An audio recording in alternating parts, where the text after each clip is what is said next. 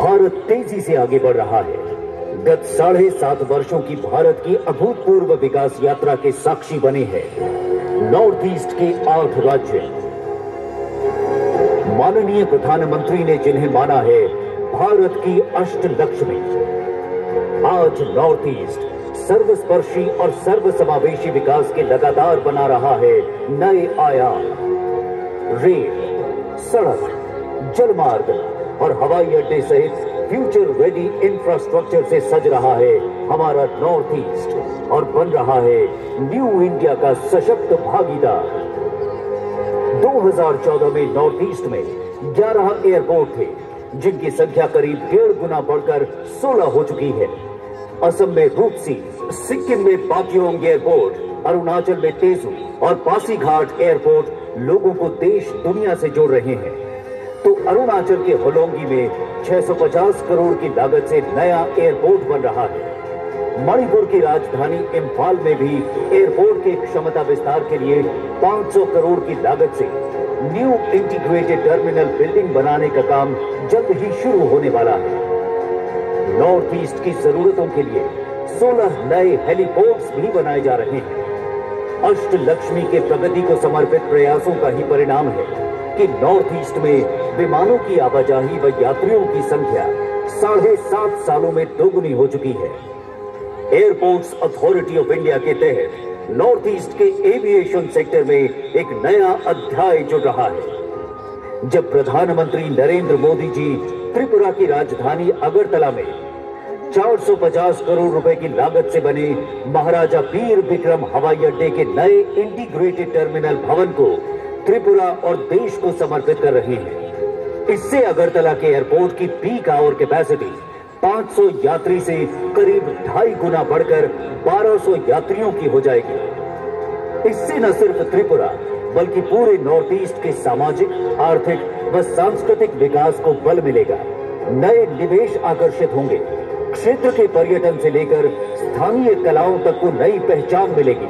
स्थानीय उपज व उत्पादों को बड़े बाजार मिलेंगे। स्वरोजगार व रोजगार के लिए संभावनाओं के नए द्वार खुलेंगे। नए टर्मिनल भवन के निर्माण से एयरपोर्ट का विस्तार पहले से 3 गुना अधिक क्षेत्रफल में हो गया है। एरो ब्रिजेस से लेकर कार पार्किंग तक, चेक इन काउंटर से लेकर बैगेज कन्वेयर बेल्ट्स तक, अगरतला हवाई अड्डा बेहतर यात्री सेवा के लिए सभी प्रकार की आधुनिक सुविधाओं से सुसज्जित किया गया है। नए टर्मिनल भवन में त्रिपुरा की समृद्ध संस्कृति और कला को बैम्बू प्लांटेशन, उन्नाकोटी हिल्स के ट्राइबल स्टोन स्कल्पचर्स व अन्य लोकल ट्राइबल आर्ट फॉर्म्स के माध्यम से दर्शाया गया है। साथ ही हवाई अड्डे का परिचालन पूर्ण रूप से हरित ऊर्जा से करने के लिए 2 मेगावाट क्षमता का सोलर पावर प्लांट लगाया जा रहा है। नए टर्मिनल भवन और नई क्षमता के साथ त्रिपुरा का अगरतला एयरपोर्ट नॉर्थ ईस्ट की समृद्धि का नया गेटवे बनने को पूरी तरह तैयार है।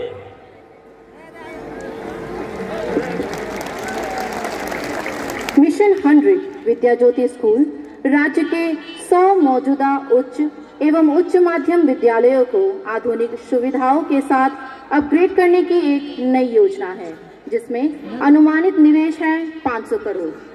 यह योजना सभी को उच्च गुणवत्ता वाली शिक्षा प्रदान करने वाली राष्ट्रीय शिक्षा नीति लक्ष्य के अनुरूप है। अब मैं माननीय प्रधानमंत्री जी से अनुरोध करूंगी कि वे बटन के प्रेस के साथ पट्टिका का अनावरण करके इस योजना का शुभारंभ करें। साथ ही इस परियोजना पर एक लघु फिल्म दिखाई जाएगी।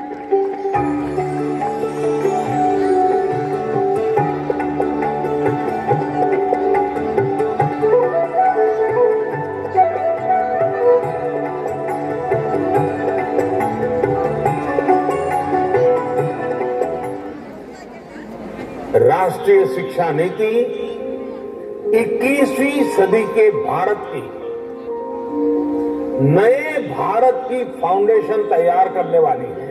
Inspired by the vision of the Honorable Prime Minister Shri Narendra Modi as enshrined in the National Education Policy, Tripura has ventured on its most ambitious project, Mission 100 Vidya Jyoti Schools, to create 100 islands of excellence for providing quality education to 1.2 lakh children. Vidya Jyoti schools will be affiliated to CBSE, spanning pre-primary to class 12 levels.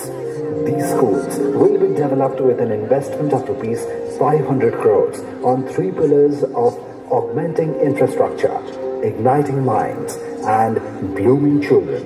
In line with the Honorable Prime Minister's call to move away from mark sheet driven education, Vidya Jyoti schools will provide holistic education and assess children on individualized learning outcomes and handhold towards chosen career paths. The aspiration is to have at least 5% of the students to secure admission in institutions of national importance.